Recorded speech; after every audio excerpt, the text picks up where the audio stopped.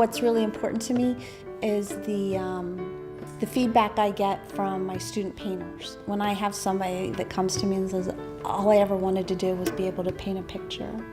And I can relate because all I wanted to do was play piano, and I hope I get the chance to play piano well before I die. So when I can take a student that wants to paint and they come in the first day and they say, I'll never be able to do it, and 6 months later they're selling a painting from a show, that's what gives me goosebumps. That's what I love, when I can share the passion for the arts with other people. I've never painted before taking these classes. I started last March, and this is my second painting of Portofino, Italy. I took a picture when I was there in 1985, always loved the picture, and now I decided to paint it, and with the help of Kathy, I accomplished it. Runs right up into all of this.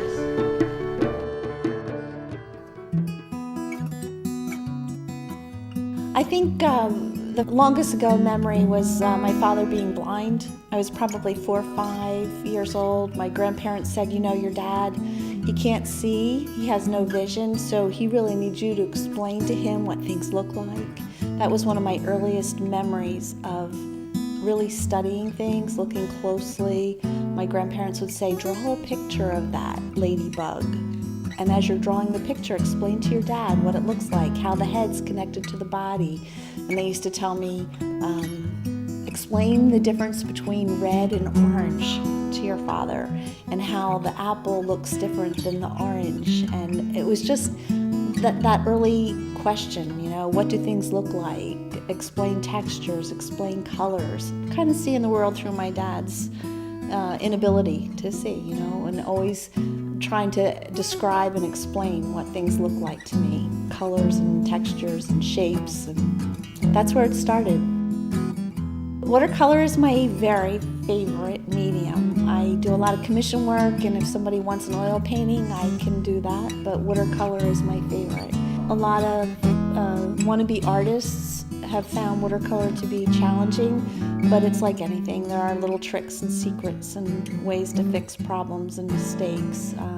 I like the transparency of it. I probably use watercolor a little tighter than most watercolor painters. A traditional watercolor artist will be very washy and transparent.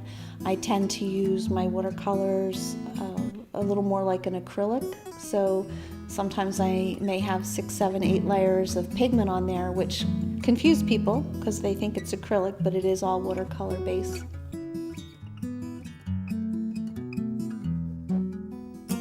My artwork has changed through the years. I feel like every 8 to 10 years I get a new slant on my work. I have a different focus, different interests. I started out as a young girl before high school, through high school, and probably a couple years after, just doing local boats, all the commercial fishing vessels in Atlantic City and Oyster Creek, a small little area in Leeds Point, New Jersey. Fascinated by old shacks, weathered wood, and from there I had children and didn't paint for a few years. They kept me pretty busy, but after they got old enough, I started painting buildings, more commercial buildings like small towns, and then I started scuba diving in 1986, spent about 12 years underwater, and that was really inspirational. I painted nothing but fish and coral, underwater images for about 12 years. The girls were grown and fairly independent. I moved up to Chester County, Pennsylvania, and fell in love with all the Wyeth work and painted farms, barns, and antiques for about 10 years. And then my husband and I bought a Harley-Davidson motorcycle. So for 5 years I painted motorcycles. Thought it'd be really interesting from the weathered wood texture to the polished chrome and glass clear paint pigments. That was a real transition, but very challenging and fun. The night I heard my daughter was pregnant with her first child, I had this dream about these animals all stacked on top of each other.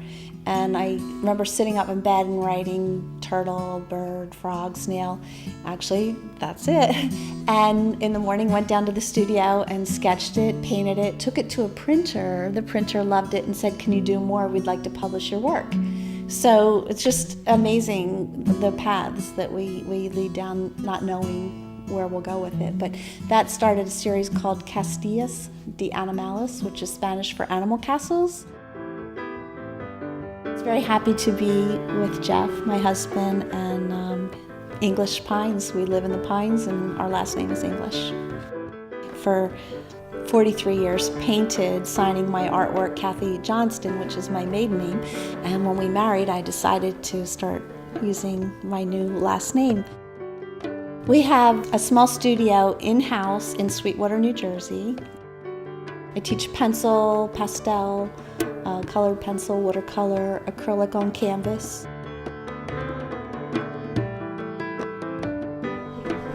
And this fan brush, it's got a little handle on it. And this one is just flip it around. My favorite student is someone that's never had any experience in the arts but always wanted to learn. And it's a blank canvas for me to teach, everything I've learned by trial and error. If you wanted to, you could take a little bit of butterscotch color and put some spots in there. It's about the community, about the environment. It's about the history, the people. I am what I am, I do what I do because of where I've grown up and the people I've known. Jackson Browne does a song, "In the end, the dance becomes your own," and he sings of you learn a step from everybody you know, everybody that touches your life, every place you go, you learn a step, and in the end, the dance is your own. And I guess that's how I feel about my artwork.